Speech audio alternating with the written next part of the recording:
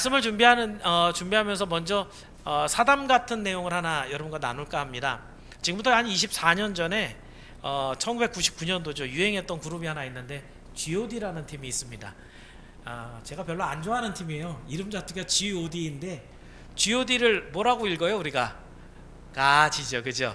거기에 G를 대문자로 쓰게 되면 성경에 말씀하는 하나님을 말하는데, 이 친구들은 이제 그 대문자가 아니라 소문자로 G.O.D 이렇게 씁니다. 아마 약자로 뭘 상징하는 건데, 원래 그 G.O.D를 붙이면 무슨 뜻이 되냐면 대문자로 쓰면 하나님인데 소문자로 쓰면 잡시인이 됩니다. 그래서 이제 그런 사람들이 섬기는 좀 그냥 두려워하고 무서워하는 이런 신들 할 때 이게 G.O.D. 그래서 그 이름부터가 별로 마음에 안 들어서 그 팀 노래를 별로 안 좋아했는데, 근데 많은 사람들에게 대중에 알려져 있는 한 노래가 있어요. 거기 어머니께라는 노래인데요. 거기 보면 이제 랩으로 나오는 그런 부분이 있죠. 아마 다 들어보셨을 거예요. 어머니는 짜장면이 싫다고 하셨어, 뭐 이러는. 예. 아마 노래를 모르셔도 이 랩 부분은 알지 않을까 싶습니다. 그 내용을 보면, 뮤직비디오를 보시면 이런 부분이 나와요. 그 어머니가 너무 가난해서 아들이 이제 원하는 짜장면을 한번 못 사줬는데 막 떼를 부려요. 뭔가 아들이 이제 떼를 부리니까 이제 어쩔 수 없이 짜장면집 가서 짜장면을 시키는데 하나를 시킨 거예요. 그러면서 이제 아들이 먹을 때 자기는 정신없이 비벼갖고 먹고 있는데 엄마가 안 먹으니까, 없으니까 엄마한테, 엄마는 왜 안 먹어? 엄마가 뭐라 그래요? 나는 짜장면 싫어해. 그래서 랩이 어머니는 짜장면이 싫다고 하셨어. 근데 그 내용이 뭐예요? 사실 돈이 없는 거죠. 그래서 아들은 먹고 싶은데 그 먹고 싶은 거 사주지만 자기는 먹을 수 없는 그 짜장면 안에 담고 있는 어머니의 사랑을 표현하는 그런 노래입니다. 4월을 여러분이 정말 중요한 날이 들어있는 게 부활과 고난과 부활이 들어있는 아주 참 은혜가 충만한 계절이죠. 여러분이 처음 예수님 믿었을 때는 어떠셨어요? 저는 그랬거든요. 예수님이 나를 위해서 십자가에 죽으시고 부활하셨기 때문에 내 죄를 다 가져가셨대요.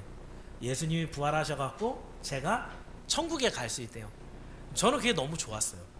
그래서 와, 십자가 때문에 내가 이렇게 살았구나, 내가 이렇게 십자가 때문에 천국에 갔구나, 이런 생각을 가졌었는데, 신앙에 이 철이 들었다고 할까요? 연조가 깊어지면서 이 십자가를 바라보는 시각이 조금 달라지죠. 마냥 그 십자가만 보면 내 천국 가게 한 우리 주님의 십자가. 그런데 그 십자가에는 사실은 주님의 고난과 모든 것을 내려놓은 희생이 담겨있는 묵직한 사랑이 그 밑에 깔려 있습니다. 마치 그 노래에서 얘기했던 어머니가 짜장면 싫어한다고 하지만 그 안 먹는 삶 속에 어머니가 갖고 있는 사랑을 표현한 것처럼, 우리에게 주신 이 십자가 안에는 하나님의 사랑이 정말 묵직하게 담겨 있는 것을 발견할 수 있습니다. 4월달 테마를 그래서 십자가라고 하는 것으로 여러분과 함께 나누려고 합니다. 오늘 본문은 여러분이 벌써, 제가 이 본문만 벌써 한 4번째쯤 설교하지 않나 싶어요. 창세기 3장 갖고 지금 제가 여러 차례 설교를 하고 있는데 그 각도가 다 다르지만, 오늘은 이 범죄한 죄인을 구원하시는 하나님의 계획이 오늘 본문에 남겨 있고요. 글자로는 안 나타나 있지만 오늘 본문에는 예수님의 십자가가 암시되어 있습니다. 오늘 본문을 통해서 하나님께서 이미 준비하셨던 십자가, 그 십자가를 통해서 우리에게 전해진 하나님의 사랑은 어떤 사랑인가 한번 살펴보면서 그 크고 놀라우신 하나님의 사랑에 오늘 크게 감격하시고 다시 한번 감사하며 그 십자가를 붙드는 여러분이 되시기를 주의 이름으로 축원합니다. 그래서 오늘 드리는 말씀 제목을 십자가의 사랑, 그래서 3가지 볼 건데요. 첫 번째는 죽어야 하는 죄인을 사랑하시는 사랑입니다. 자, 인류의 첫 번째 범죄의 현장, 죄를 짓는 방법이 하나밖에 없었어요. 뭐 사자를 꿀밤을 주든지 코끼리 다리를 부러뜨리든지 이런 것들은 죄가 될 수 없었거든요. 하나님께서 죄를 지정하신 건 무엇밖에 없었냐면 선악을 알게 하는 나무의 실과를 따먹지 말라, 이거 하나가 죄였어요. 이것만 안 하면 우리는 그때 죄인이 아니었던 거거든요. 그런데 이 인류에게 이러한 큰 죄의 이야기가 기록되면서 우리에게 계속해서 미치는 크나큰 절망의 순간이 오늘 본문입니다. 아담과 하와는 선악과를 따 먹었고요. 그리고 하나님의 재판대 앞에 서 있습니다. 판결은 이미 뭐 다 예상이 되는 부분입니다. 앞에 다 있었거든요. 자, 2장 16, 17절만 한번 읽어볼게요. 한 장 앞으로 가셔서 2장 16절과 17절에 하나님이 먼저 이 죄에 대한 판결을 써놓으셨어요. 한번 읽어봅니다. 16, 17 시작.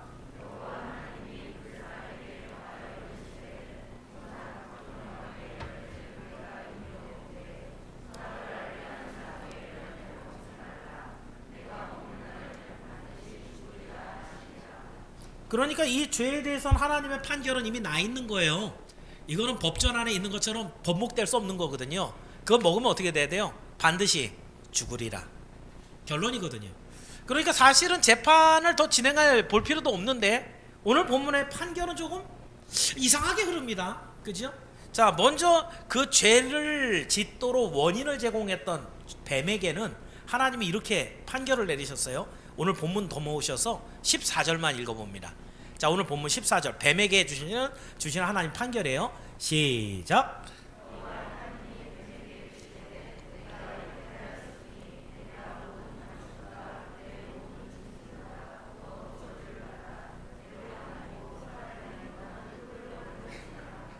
그렇죠. 뭐 뱀이 나쁜 놈이잖아요. 그죠?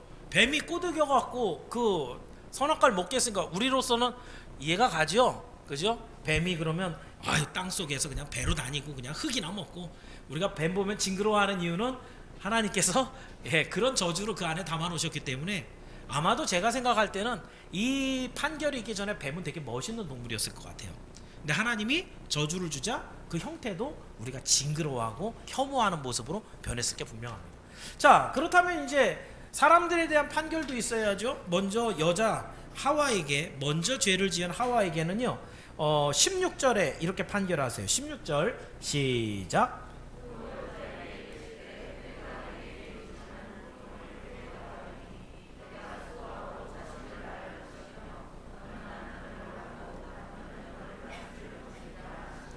아까 뭐라 그랬냐면 선악과 먹으면 뭐 한다 그랬어요? 반드시 죽으리라.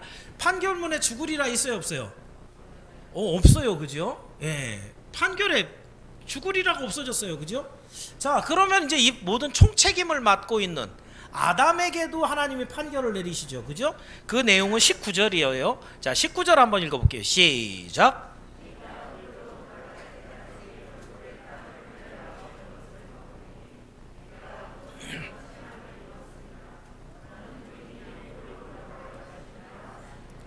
자, 그래서 이들이 물론 하나님께 범죄했기 때문에 하나님이 계시는 동산 에덴에서는 쫓겨나고요.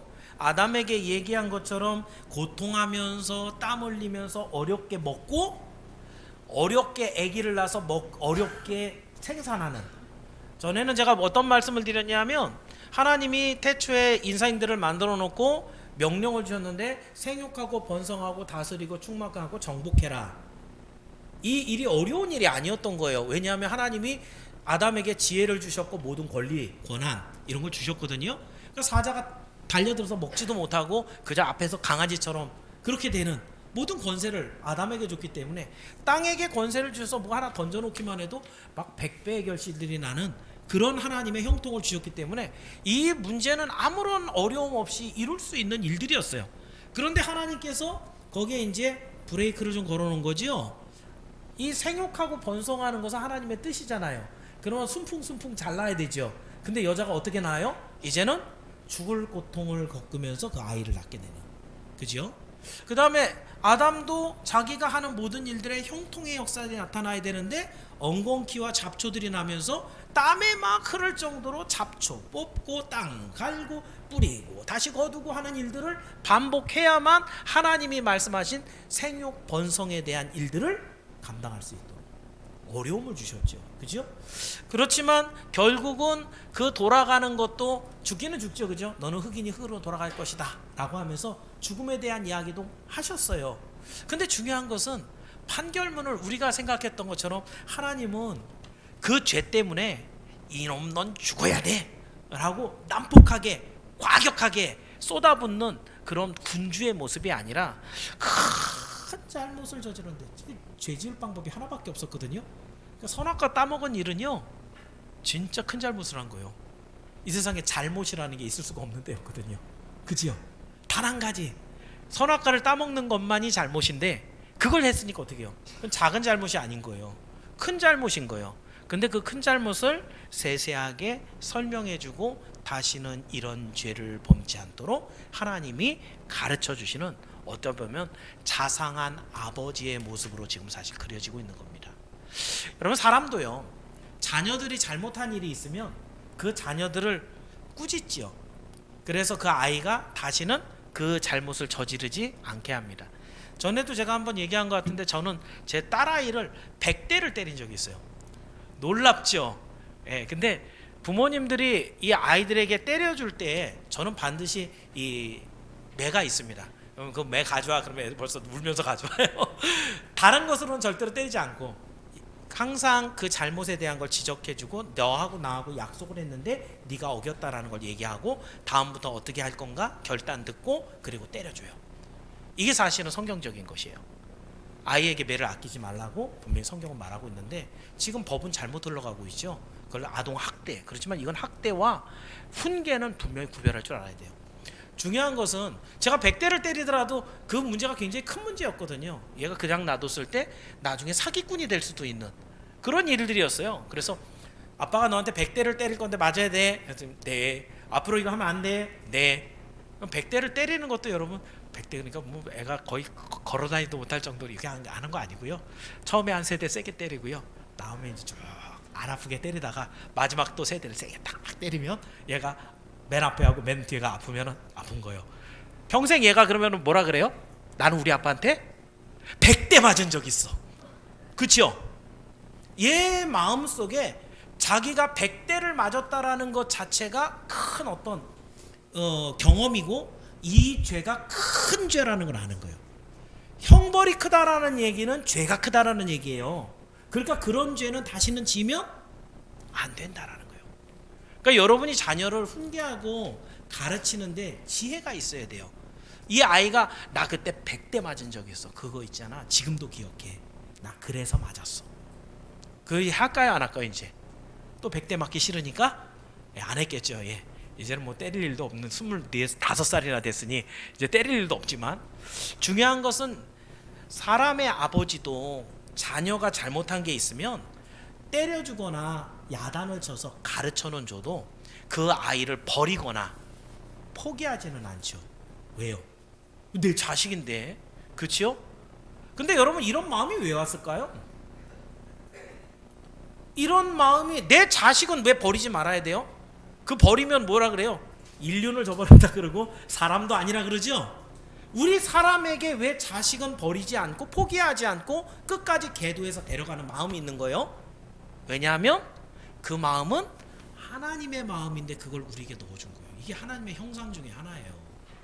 그럼 하나님은 우리가 우리 자식을 사랑하는 것보다 하나님이 우리를 사랑하는 사랑은 더 크겠어요, 작겠어요? 더 크죠.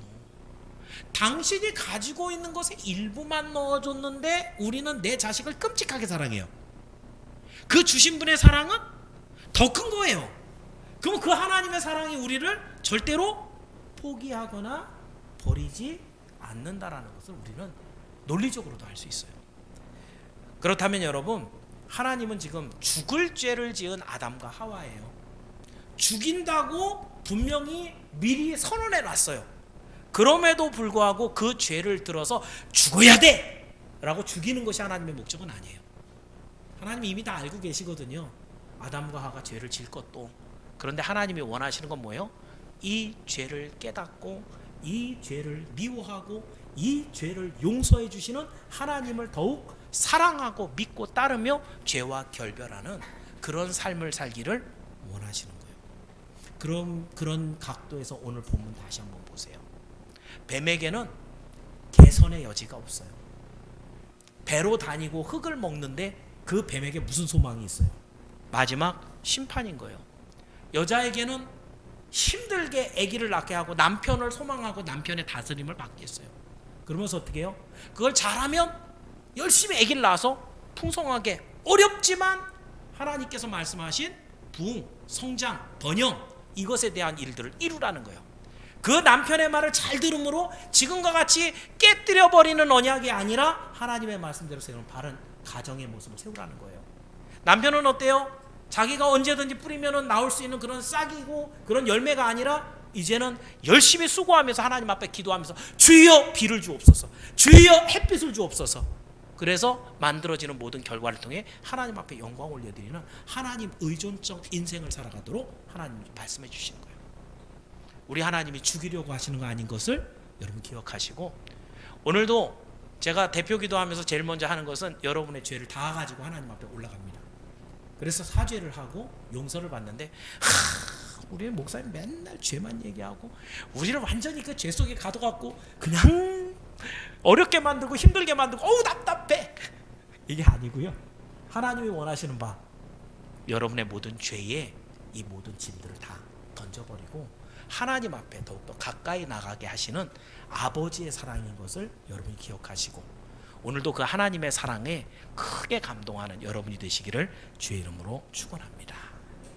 자, 두 번째는요, 대속의 희생으로 죄를 덮어주시는 사랑입니다. 첫 번째가 하나님의 극진한 사랑이라고 한다면, 두 번째는 하나님의 공의에 대한 실천이라는 것이에요. 자, 그럼에도 불구하고 우리 하나님은 사랑의 하나님이지만 우리가 흔히 얘기하는 반대편으로 공의의 하나님이기도 해요. 그러니까 무슨 말이냐면, 아담에게 하와에게 반드시 죽으리라 그랬으니까 안 죽으면 돼야 안 돼요?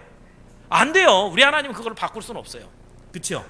그래서 반드시 죽어야 되는데, 죽으면 두 가지가 있다 그랬어요. 그죠? 우리가 보통 이 세상에서 죽었다 그러면 뭐가 분리된 거냐면, 이 안에 들어있는 영혼이 빠져나가는 거예요.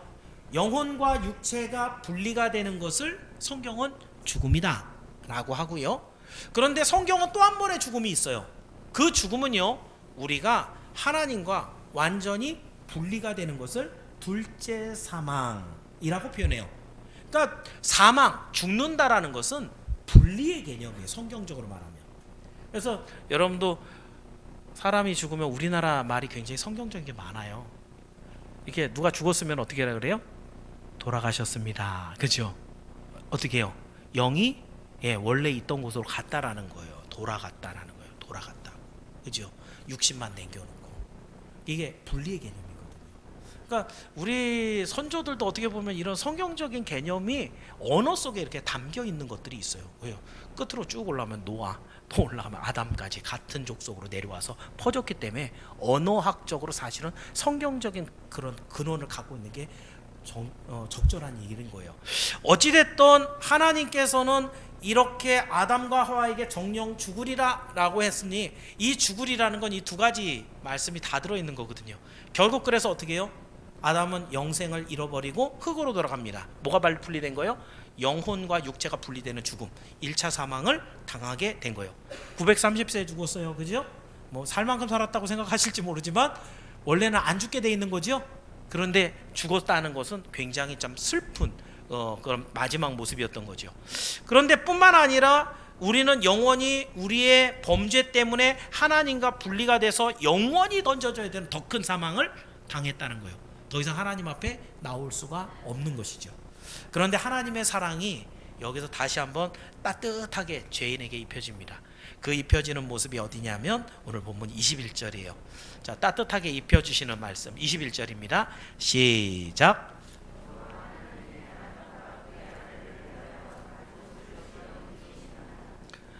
에덴 동산은 사실은 춥거나 덥거나 하지 않았을 거고요. 전 세계적으로도 그렇게 춥지 않았을 것 같아요. 왜냐하면 노아의 홍수 사건이 있기 전에는 물층이 다 있었잖아요, 하늘에.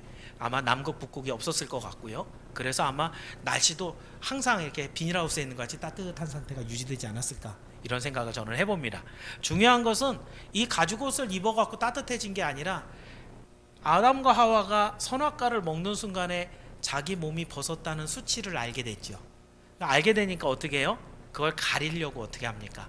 무화과 나무 잎으로 옷을 해서 입게 됩니다. 여러분, 아담과 하와가 굉장히 똑똑한 사람들이에요. 처음 만들어진 사람으로 하나님이 살아가는 모든 지혜를 다 줬거든요. 우리보다 훨씬 똑똑할 거예요. 뭐 외우는 암기력이라든가 이런 것들은 딱 보면 아는 그런 직관력을 갖고 있었단 말이에요. 그러면 무화과 잎으로 만들었어도 근사하게 잘 만들었을 것 같아요. 적절하게. 한 번도 옷 안 만들어 봤지만. 그런데 어때요? 무화과 나뭇잎으로 만져갖고 만들어갖고 뭐 화장실 한번 갔다가 와서 앉았다 일어나면 우수수 떨어지고요. 그게 조금 시간 지나면 마르잖아요, 그죠? 그 퍼석퍼석 깨져갖고 마르면 또 보일 거 아니에요, 그죠? 이게 무슨 말이에요? 인간의 공로, 선행, 자기의 수고 이런 것들로는 내 수치를 가릴 수가 없다는 거예요. 이 세상에 있는 많은 종교들이 어떻게 하라 그래요? 착한 일 많이 하면 극락 간다고요? 그거 무화과 나뭇잎 잔뜩 치렁치렁 매다는 것밖에 안 돼요. 그 무화과 나뭇잎으로는 우리의 수치를 다 가릴 수가 없어요. 그렇게 수치를 드러낼 수밖에 없는 것이 우리 죄인의 모습이라고요. 근데 이제 막 에덴 동산을 쫓겨나야 할 아담과 하와에게 하나님께서 친히 가죽옷을 지어 입히시니라 라고 말합니다. 가죽옷은 그 소재가 가죽이죠, 그죠? 예. 지금도 가죽으로 만든 그런 옷들이 비싸잖아요, 그죠? 왜냐하면 그 가죽옷을 만들기 위해선 한 동물이 죽어야 되기 때문입니다.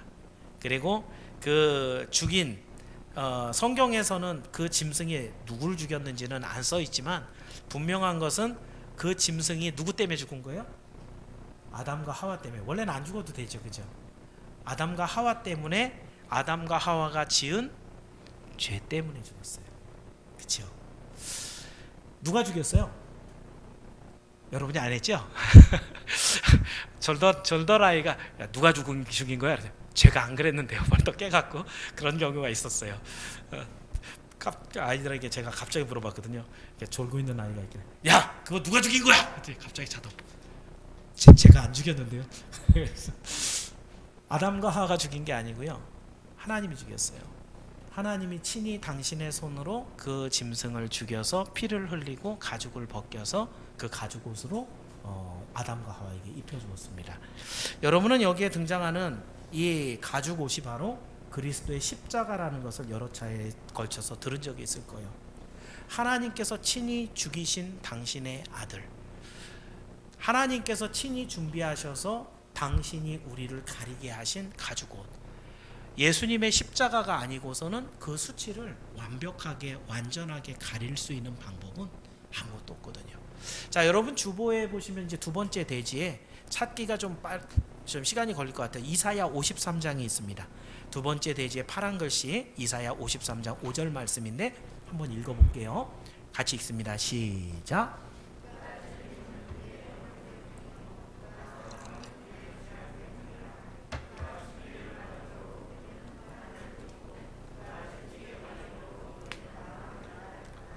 그렇습니다.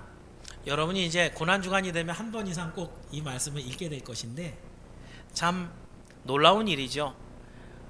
예수님이 찔리시고 예수님이 상하신 이유가 우리 죄, 허물 때문에 주님이 대신 그 모든 것들을 당하셨다.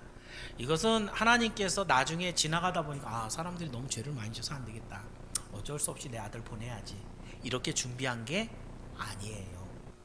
이미 이 세상이 만들어지기 전부터 이 약속은 준비되었고요. 이 에덴 동산에서 선악과를 아담과 하와가 따먹는 그 시간, 그리고 에덴에서 쫓겨나는 바로 그때 이미 하나님은 약속으로 드디어 우리에게 주시는 거예요. 내가 이 가죽옷을 입히면서 내가 친히 내 아들을 죽여서 그 가죽으로, 그 십자가로, 그 피로 너희를 덮어서 너희들의 수치를 가려줄게. 너희들이 죄를 지어서 나와 완전히 분리가 되는 사망을 당할 것인데 내가 대신 내 아들을 죽여서 나와 분리를 시켜서 그 죄값을 다 치르게 하고 너희들을 사낼게 라고 하는 그러한 하나님의 약속이 이 창세기 3장 21절에 이미 기록되어 있어요.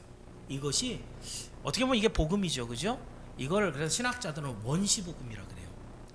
그 내용이 다 감춰져 있고 알려지지 않은 초기 복음으로서 우리에게 주신 원시복음이다 라고 합니다. 그래서 거기에 더 이어서 보면 성도들의 구원을 시편 58편 2절은 거기 부분만 한번 읽어볼게요. 같이 읽어볼게요. 시작. 주의 백성의 죄악을 사하시고 그들의 모든 죄를 덮으셨나이다.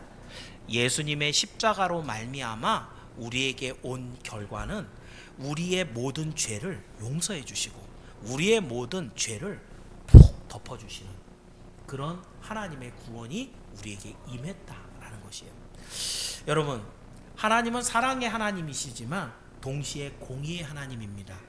하나님은 공평하셔서 죄를 지은 사람이 아무리 내가 사랑하는 사람이라 그래도 그 사람한테 너는 그냥 죄 없어, 무턱대고 이렇게 말씀하실 수가 없다라는 거예요.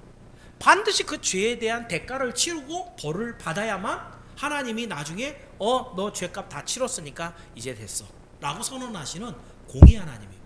이 두 가지는 서로 간에, 사랑과 공의는 서로 간에 부딪히거나 깨지거나 한쪽을 포기하게 하거나 이렇게 할 수가 없어요.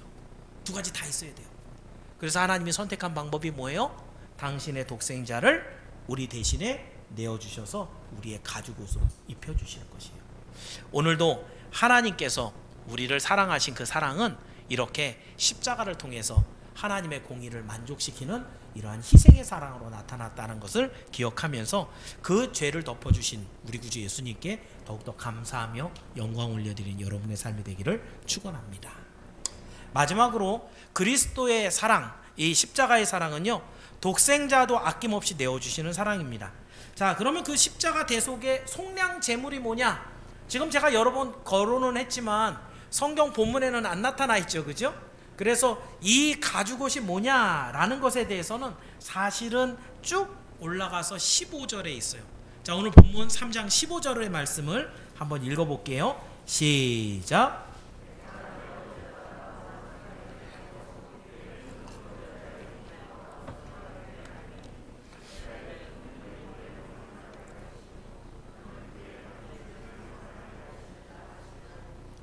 14절에서는 뭐 배로 다니고 흙 먹고 뭐 이런 얘기가 있지만 15절에서는 뱀의 마지막 모습이 있어요. 제가 아까 뱀에게는 더 이상 소망이 없다는 얘기를 했죠. 그 얘기는 왜요? 15절 때문에 그래요. 15절에 보니까 너도 여자가 여자하고 원수가 되고 네 후손도 여자의 원수가 되는데 결과는 어떻게 돼요? 머리가 박살이 나는 거예요. 그 여자의 후손이 네 머리를 박살을 내서 어떻게 된다는 거예요? 너는 완전히 패배하고 죽는다라는 것이죠. 중요한 것은 이 여자의 후손이 뭐냐라는 거예요. 성경에 보면 이게 단수로 처리가 되어 있습니다. 한 사람이라는 거예요. 뱀과 싸워서 이길 유일한 한 사람이라는 얘기예요. 우리를 대신하여 이 모든 싸움의 종지부를 팍 찍어주실 승리자 한 분이라는 것이에요. 그분은 우리가 성경 전체를 통해서 단 한 분밖에 있을 수가 없죠. 바로 우리 구주 예수 그리스도입니다. 결론적으로 하나님은 죄인들의 죄를 덮고 이 죄인들을 살리기 위해서 어떤 희생을 치르셨는가? 가장 사랑하는 자기의 독생자를 내어주신 것이에요. 우리 제 스승 목사님이 항상 이런 얘기를 하셨어요.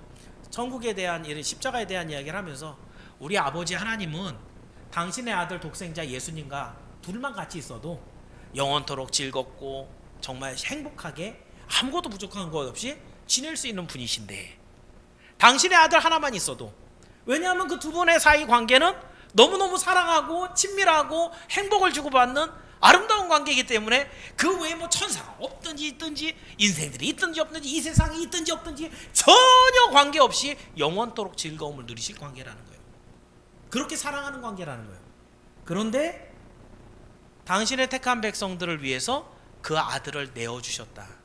제가 축도할 때마다 항상 반복하는 하나님에 대한 사랑에 대한 표현을 당신의 아들을 내어주시기까지 사랑하시는 아버지 하나님의 사랑과 그렇게 표현을 항상 하죠. 여러분이 그걸 좀 깊이 있게 한번 생각을 해보셔야 돼요. 자, 여러분 한번 물어봅니다. 어떤 사람이, 여러분입니다, 어떤 일을 되게 사랑한다, 그걸 좋아한다 라고 하면 뭘 보면 되냐면요, 그 사람의 시간과 열정과 돈을 어디다 가장 많이 쏟아붓고 있느냐, 이걸 보면 그 사람이 뭘 제일 좋아하는지 알 수 있어요. 그래요, 안 그래요? 여러분, 그러면 돈 버는데 가장 많은 시간을 쓰잖아요. 그러면 돈을 정말 사랑하는 사람일 수 있어요. 그죠? 근데 그 돈마저도 막 쏟아붓는 데가 있어요. 그렇죠? 그럼 그 돈보다 더 사랑하는 거죠. 그죠? 어디다 보통 많이 쏟아부어요? 제가 몇 가지 한번 읽어드릴게요. 어떤 사람은 여행, 살아가면서 여행 갈 날짜 딱 정해놓고 오늘은 요번에는 어디로 가서 어떻게 하고 어디 맛집 가서 뭐 먹어보고 인스타에 올리고 이런 것들을 아주 최고로 살아가는 사람들이 이 세상에 어마어마하게 많아요. 가장 사랑하는 거예요. 어떤 사람은요, 건강, 자기 자신. 그래서 헬스클럽 다니면서 몸 만들고 막 사진 찍어갖고 올리고, 자기 자신. 조금만 아프면 병원 가고 검사해보고, 그래서 안 아프려고 좋은 거 먹고 하는 거. 자기 자신, 건강. 또 볼까요? 직장 자체가 목적인 사람이 있어요. 자기의 출세, 명예, 그래갖고 자기 어떤 성취욕, 이런 것들 때문에 시간과 열정, 그 돈까지 막 써가면서 그걸 막 키우는 이런 사람도 있어요. 또 대표적으로 어떤 대상이 있어요? 자녀들에게는 시간이나 물질이나 뭐 이런 거 한정없이 막 쏟아부어서, 아, 저 사람 진짜, 애는 진짜 사랑하나 보다. 그죠? 여러분, 진짜 나는 내 시간과 열정과 물질을 어디다 다 쏟아붓고 있는가 보면은, 아, 나는 이걸 제일 사랑하는 거구나 확인할 수 있어요. 좀 무거워졌나요? 거꾸로. 그렇다면 여러분, 이 세상의 시간과 만물과 모든 것의 주인이신 하나님은 가장 소중한 게 뭐예요? 당신의 독생자예요. 근데 그 독생자를 무엇을 위해 내놓으시는 거예요? 바로 여러분이에요. 하나님이 여러분을 사랑하신다라는 그 크기와 깊이는요, 바울이 얘기한 것처럼 그 하나님의 사랑을 깊이와 넓이와 그 높이를 헤아릴 수가 없다라고 얘기하는 것들은 바울이 깊이 생각해 본 거예요. 하나님께 있어서 우리에게 돈이나 시간이나 열정 이런 것들을 거기다 쏟아면 그거 너무 사랑하나 보다. 그런데 하나님께 있어서는 그런 것 다 있어요. 그런데 하나님께 가장 소중한 당신의 독생자를 어디다 쏟아부으셨냐면 십자가에다가 달아 죽이셨는데, 그 모든 것들은 택한 당신의 백성을 사랑하셔서 그들을 살리시기 위해서 그것을 죽이셨다는 거예요.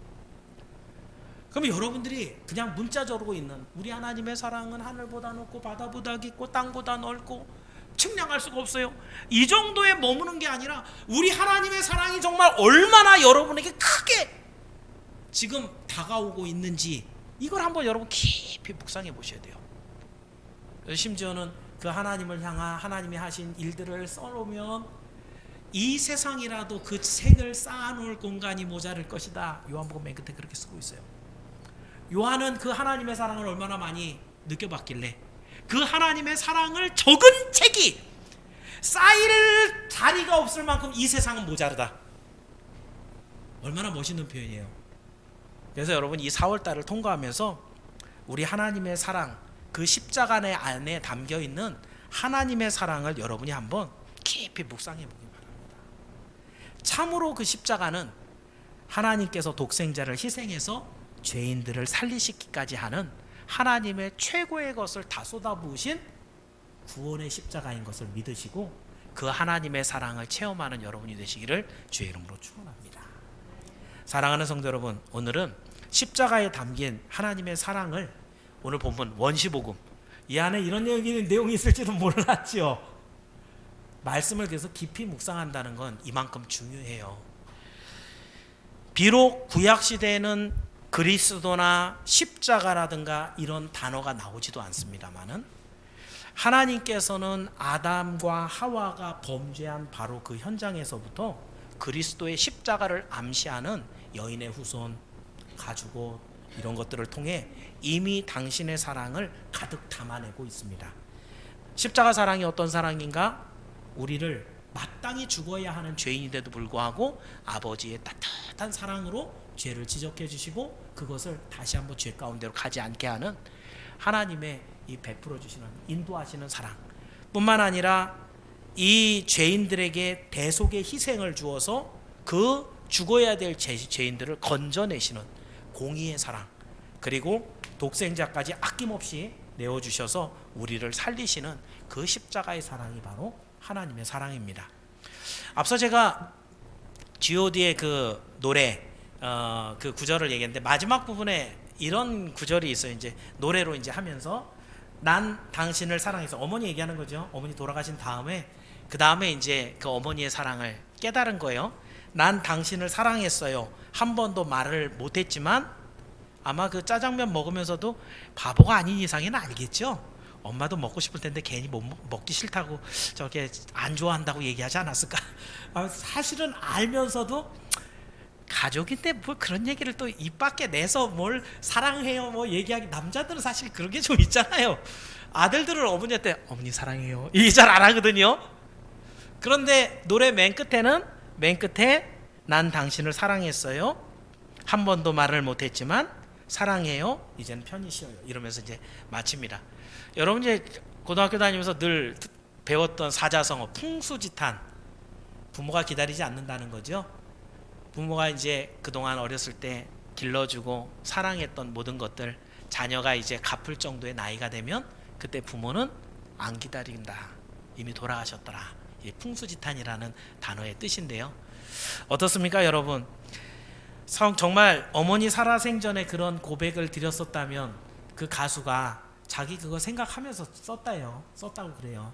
근데 얼마나 그 마음속에 어머니한테 드리는 그 사랑을 먼저 고백을 했었더라면 좋았을까라는 그런 생각을 하고 있더라고요. 여러분들에게 한번 물어봅니다. 여러분 하나님 사랑하십니까? 하나님은 우리 인생보다 먼저 이렇게 떠나가시는 그런 분은 아니죠, 그죠? 그렇지만 여러분이 하나님을 사랑한다고 하는 그 고백 자체도 여러분이 지금 살아있는 동안 그때만 할 수 있습니다. 여러분이 좀 짧아요. 하나님은 계속 계시는데 우리의 인생이 짧기 때문에 그 인생 시간들 동안에 우리의 믿음이 완성이 돼야 되고 우리 믿음 가운데 하나님을 향해서 그 사랑의 고백을 드리는 제한된 시간을 살고 있다는 것이에요. 그렇다면 여러분 다시 한번 생각해 보십시다. 우리 같은 죄인을 더럽다고 버리지 않으시고 대속의 구원을 주시려고 가장 존귀하신 예수님을 십자가에 달아 죽이시기까지 우리를 사랑해 주신 그 사랑을 깊이 묵상하면서 그 하나님께 여러분도 한번 사랑의 고백을 해보지 않겠습니까? 그날이 오늘이면 참 좋겠습니다. 기도하겠습니다. 좋으신 하나님 감사합니다. 주님의 사랑은 우리가 말로는 표현할 수 없는 크고 놀라운 것입니다.